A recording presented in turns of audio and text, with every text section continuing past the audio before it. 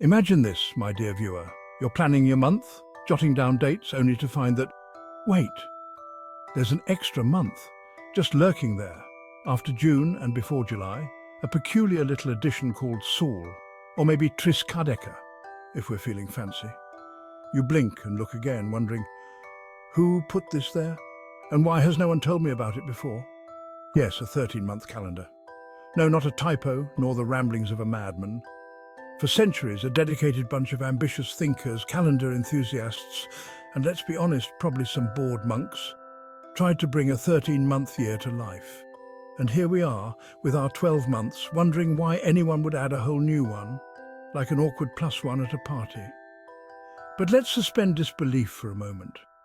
Imagine how life might have been if the 13-month calendar had won the battle of dates. Today, we're taking a jolly stroll down the twisted, often hilarious path of the calendar reform that nearly was, and almost wasn't. So, where does this oddball idea come from? Well, brace yourself. People have been tinkering with calendars since, the dawn of time, but the 13-month plan specifically. That was cooked up in the early 20th century by a gentleman named Moses B. Cotsworth, a British railway engineer, no less. Now, Mr. Cotsworth wasn't content to just keep trains running on time. Oh no, he decided he was going to solve one of history's greatest headaches, the chaotic, unpredictable calendar we all accept today. You know, that one where months are 31 days here, 28 days there, and somehow February is just hanging in the wind. Cotsworth thought, hang on, what if we had equal months?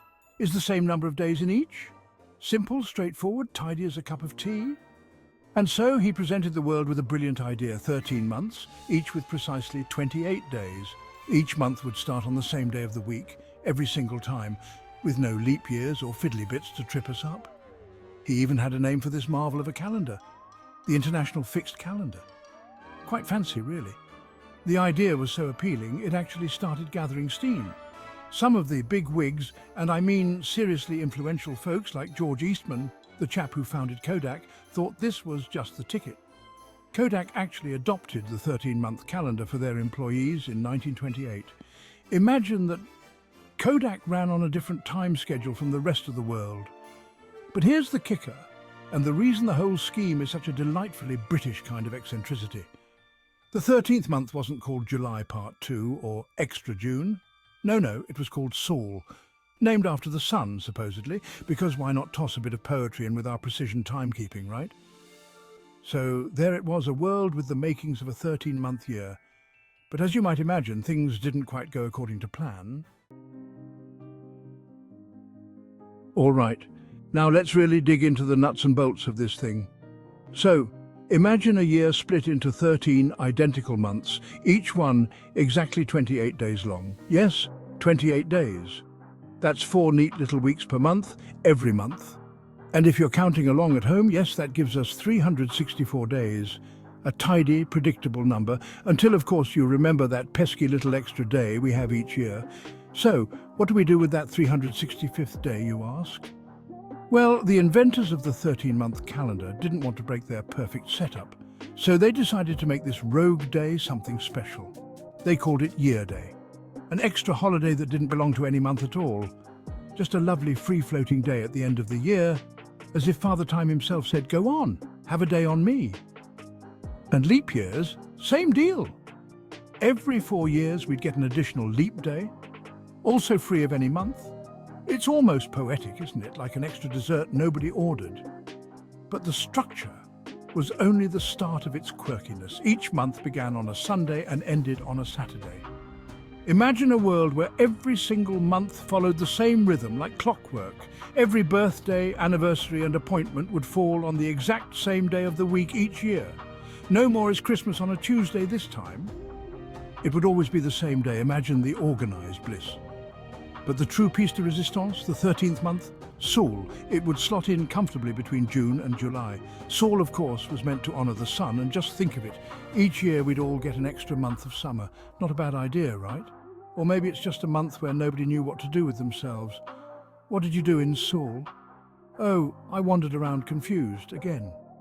Now, at first glance, it all sounds logical, almost too logical. Perhaps that's why it didn't catch on, because as we'll see, while Cotsworth's calendar had fans, it also had its fair share of skeptics who thought this was, well, an awfully ambitious overhaul for something most people barely remember to buy in time for January. Now, you might be thinking, this 13-month calendar sounds like it could really catch on, so what happened? Well, let's just say that people didn't exactly get the chance to reorganize their lives around a new month named after the sun. You see, the 13-month calendar had a few, shall we say, to overcome. First, there was the whole question of tradition. Most people were perfectly happy with their 12-month setup, thank you very much. They'd been using it since the Roman Empire, after all. Changing something as embedded as the calendar would be like telling everyone to suddenly start driving on the other side of the road. It would be chaos, or worse, bureaucracy. Then there was the issue of religion. Major religious holidays like Easter are based on lunar cycles and the traditional calendar. Imagine trying to convince churches and religious leaders worldwide to shift everything by a month. Good luck with that. For the devout, this was more than just an inconvenience. It was downright sacrilege. And then, of course, we have the business world, accountants and bankers. Oh, they were practically rioting at the thought. The 13-month calendar meant new calculations, revised financial quarters, and endless adjustments to interest rates and deadlines. You can just picture the boardrooms filling with groans and furrowed brows. As one might say, it was an absolute faff. But that's not all. Rumour has it that governments and world leaders weren't exactly thrilled about a universal calendar either. Some suspected it might give order and make things a little transparent. Can you imagine the horror of every politician having the same number of work days in a term with no room to wiggle? They may have preferred things with a little more wiggle room. In the end, despite Kodak's brief love affair with 13 months, the whole thing fizzled out. The international fixed calendar made it about as far as a prototype can, like an odd cousin at the family reunion who talks about starting a new life in Brazil but never books the ticket. The world simply shrugged its shoulders and went back to its charmingly inconsistent 12-month grind. All right, now let's have a bit of fun. Imagine if, somehow, the 13-month calendar had actually the date wars. What kind of world would we be living in today? First off, imagine celebrating your birthday on the every single year. No more, oh no, it's on a Monday this time. Instead, every birthday would be perfectly predictable, although that does take some of the spontaneity out of planning a surprise party. And as for holidays like Christmas, always on a Wednesday, folks, every single year, talk about routine, and let's not forget the magic of an extra month. Just picture it. The world suddenly has a whole new month, squeezed in there between June and July. Think of all the jokes and memes we'd have today. Sorry, mate, I'll pay you back by Saul. Or maybe that project. It's due by the end of Saul. It would be chaos at first, but can you imagine the bragging rights of being born in Saul? People would be clamouring to have birthdays in this mysterious bonus month. Oh, and speaking of accounting, those poor folks would finally have 13 perfectly even months to balance out the books. Although, who are we kidding? They'd probably still find something to grumble about. Ah, but the leap day's just floating there, they'd say, gnashing their teeth. All in all, a 13-month year would certainly give us a few extra quirks to contend with. Who knows? Maybe we'd be a more orderly society. Or maybe we'd all just need a strong cup of tea after every New Year day. Either way, it's a fascinating glimpse at a world that almost was, yet somehow wasn't. And there you have it, folks.